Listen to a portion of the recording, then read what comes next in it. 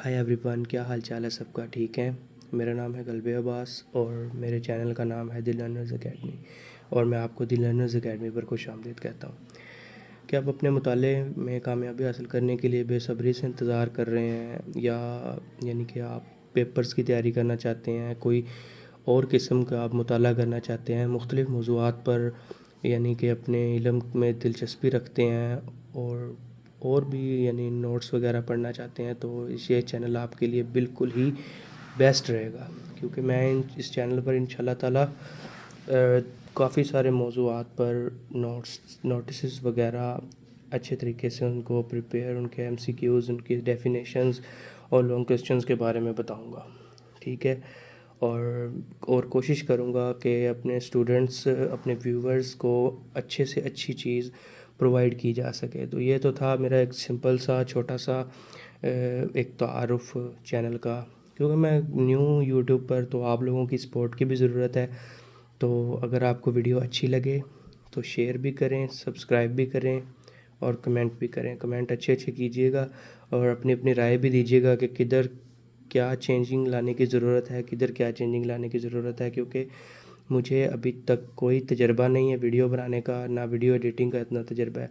तो इसलिए आप सब लोगों की राय बहुत ज़्यादा मेरे लिए अहमियत रखती है, बहुत ज़्यादा। क्योंकि मैं अभी स्टार्टअप मैंने न्यू किया है, तो कोशिश करूँगा कि आप लोगों को आसान अल्फाज में अच्छी से अच्छी चीज़ समझाई जा सके।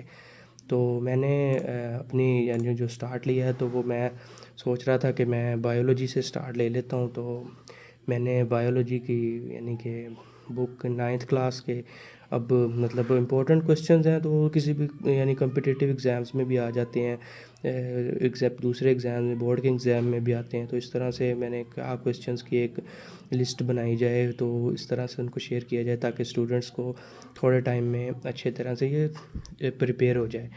अब वीडियो थोड़ी सी लंबी हो जाएगी क्योंकि मैं यानी कि इस वीडियो में अपना थोड़ा सा इंट्रोडक्शन भी करवा दिया, क्योंकि पहली वीडियो थी, तो इसलिए आप लोगों ने घबराना नहीं है। अब हम लोग चलते हैं अपनी वीडियो की तरफ। तो अब हम अपनी वीडियो स्टार्ट करते हैं। तो मेरे पास बायोलॉजी के कुछ ऑप्शंस हैं, वो हम उनको रीड करते हैं। Which of the following is consider the fundamental unit of life, के फंडामेंटल यूनिट ऑफ लाइफ क्या है। तो मैंने जो ऑप्शंस वगैरह मैंने यानी लगाए हैं, तो मैंने उनका ना साथ राइट ऑप्शन भी यानी लगा दिया है, उसको बोल्ड भी कर दिया, उसको कलर भी कर दिया ताकि देखने में आसानी हो जाए। तो इसका राइट ऑप्शन है सेल। क्योंकि जो सेल होता है ये कैपेबल होता है परफॉर्मिंग एसेंशियल लाइफ, जो टास्क और फंक्शंस होते हैं ये परफॉर्म करने के लिए ये कैपेबल होता है, इसलिए इसे ये फंडामेंटल यूनिट ऑफ लाइफ होता है। दूसरा ऑप्शन है the process by which green plants make their food using sunlight is called, कि वो कौन सा प्रोसेस है जिसमें जो ग्रीन प्लांट्स होते हैं वो अपना फूड सनलाइट के थ्रू बनाते हैं, तो इसे फोटोसिंथेसिस कहते हैं कि ये फोटोसिंथेसिस के थ्रू बनाते हैं।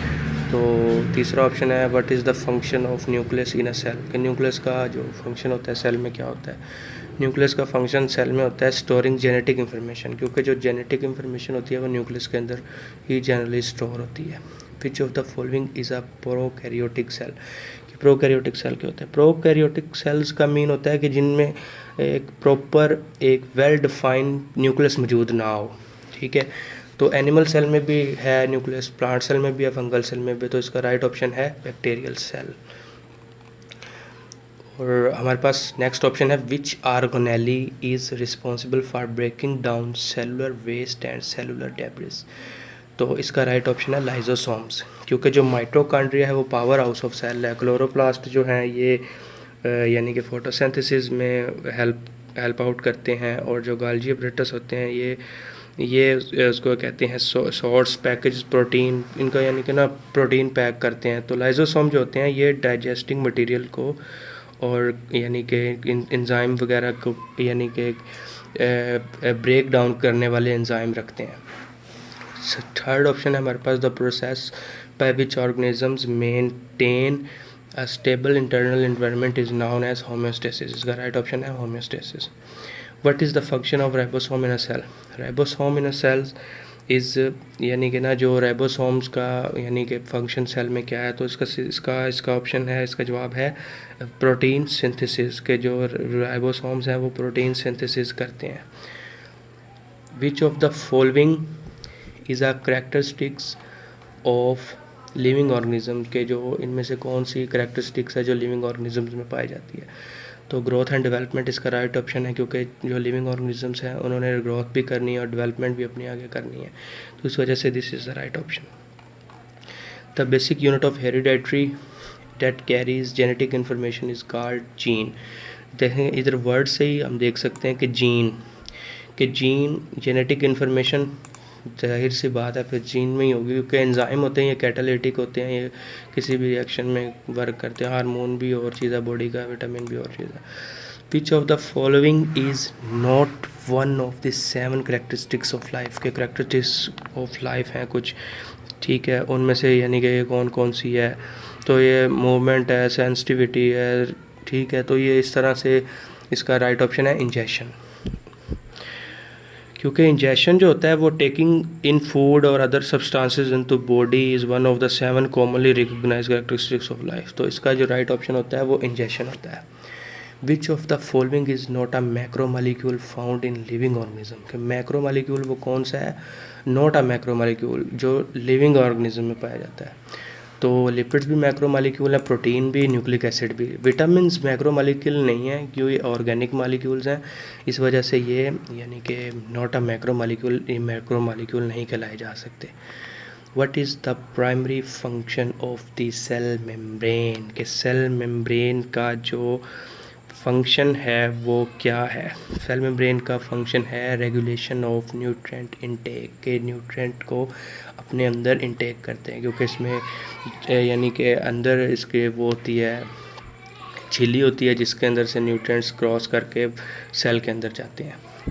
Which of the following is a characteristics of eukaryotic cell but not prokaryotic cells. जैसा कि मैंने आपको पहले बताया वीडियो में कि जो प्रोकैरियोटिक सेल होते हैं इनमें वेल डिफाइंड न्यूक्लियस नहीं होता, तो इन्होंने मांगी है करेक्टरिस्टिक्स यूकैरियोटिक की, तो इसमें जिसमें न्यूक्लियस होगा वो होगा यूकैरियोटिक की करेक्टरिस्टिक्स, तो न्यूक्लियस इसका राइट ऑप्शन है। तो आगे नेक्स्ट ऑप्शन है the process of next question है the process of converting glucose into energy in the presence of oxygen is called respiration. तो जैसे मैंने आपको पहले बताया था कि ये रेस्पायरेशन है, इसकी ऊपर भी मैंने आपको डेफिनेशन पहले बताई है, फोटोसिंथेसिस की भी बताई है। What is the name of green pigment in plant sales that is responsible for photosynthesis. वो कौन सा ग्रीन पिगमेंट है प्लांट में जो यानी कि रिस्पॉन्सिबल है फोटोसिंथेसिस के लिए, तो इसका राइट ऑप्शन है क्लोरोफिल। नेक्स्ट ऑप्शन है हमारे पास which of the following is a unicellular organism.